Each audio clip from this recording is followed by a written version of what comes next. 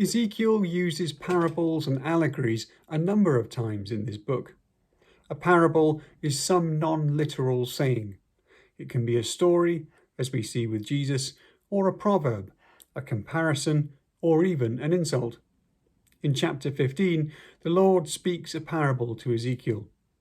It is about the vine, normally a very positive image, indicating fruitfulness and security. The prophets sometimes promise that every man will sit underneath his own vine, an idyllic picture of a future salvation.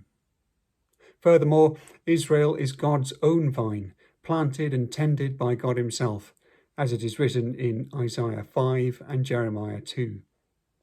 But at this point in Ezekiel, there begins a series of parables which take up some of the important symbols for Israel and in some way question or subvert them. We have here the vine, and coming up will be the bride and also a lion.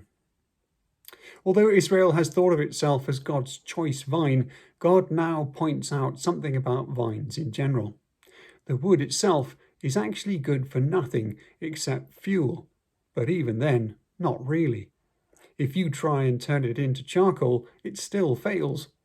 The wood itself is soft, unlike the hard wood of the olive tree, which is good for making furniture. But, the Lord says, you cannot even make a peg out of vine wood. With the emphasis in the parable so much on uselessness, it is surprising that the word of judgment which follows from verse 6 does not mention it. Instead, it focuses on the suitability for burning. God says that of all the woods in the forest, though of course they can all burn, he has given that of the vine to be fuel for fire, as though he was feeding an animal. That is, the wood of the vine has as its special purpose to be burned. The point of the parable is this: as God has given vine wood for the fire, so he will give the inhabitants of Jerusalem. The idea of uselessness is still there in the background, but foregrounded instead is the idea of God's choice, of him giving over one particular thing for one particular purpose. The concluding statement in verse 8 negates the idea of a vine's fruitfulness, or agriculture in general. Because of the people's unfaithfulness, the Lord will make the land desolate. Chapter 16 now presents us with a long and difficult to read parable about Jerusalem. The city is a girl who goes through various stages of her life in relationship to the Lord.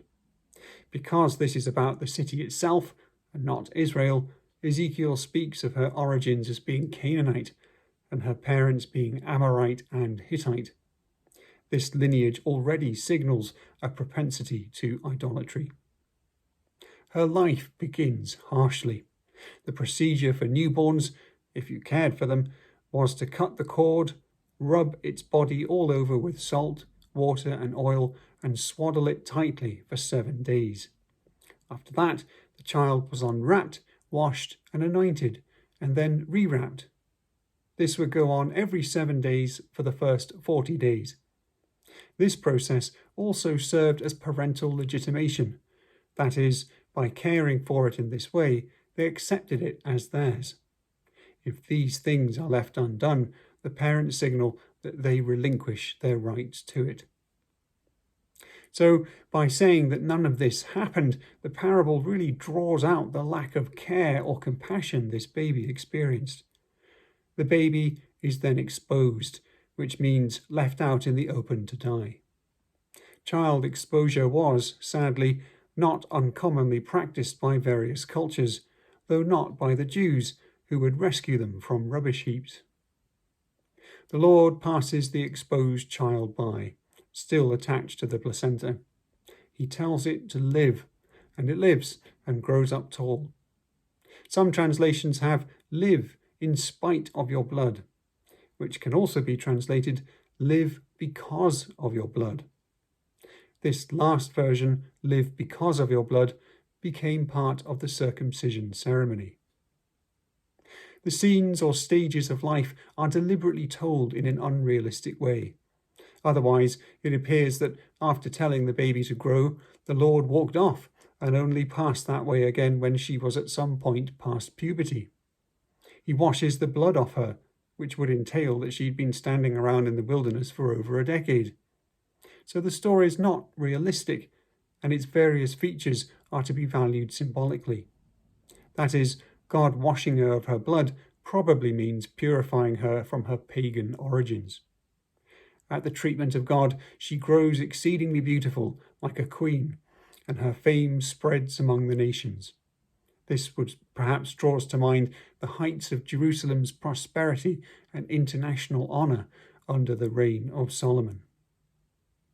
In the third section of the parable, the accusations begin. The woman turned all these gifts into something terrible.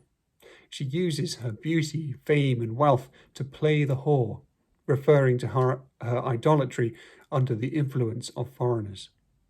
This includes trade relationships and political alliances. In verses 33 to 34, the Lord points out that unlike other whores, his wife actually pays her lovers. This reference may be to Nebuchadnezzar when he first conquered Jerusalem and took captive the king Jehoiakim and Ezekiel. At that time, he took all the treasures in the temple.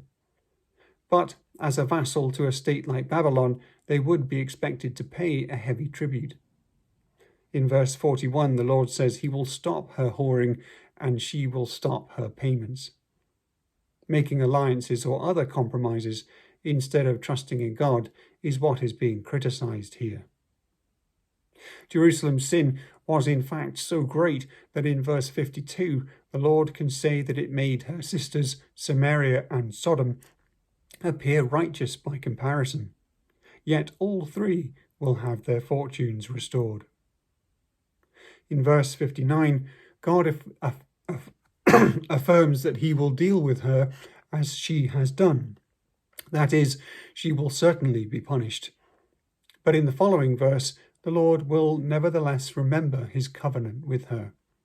She receives punishment according to her deeds, but restoration according to God's faithfulness.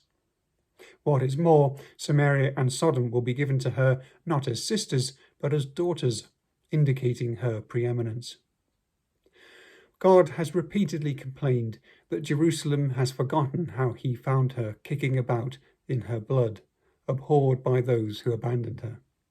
It is up to him to remember their covenant, which he does in order, as he says in the final 3 verses, that she might remember as well.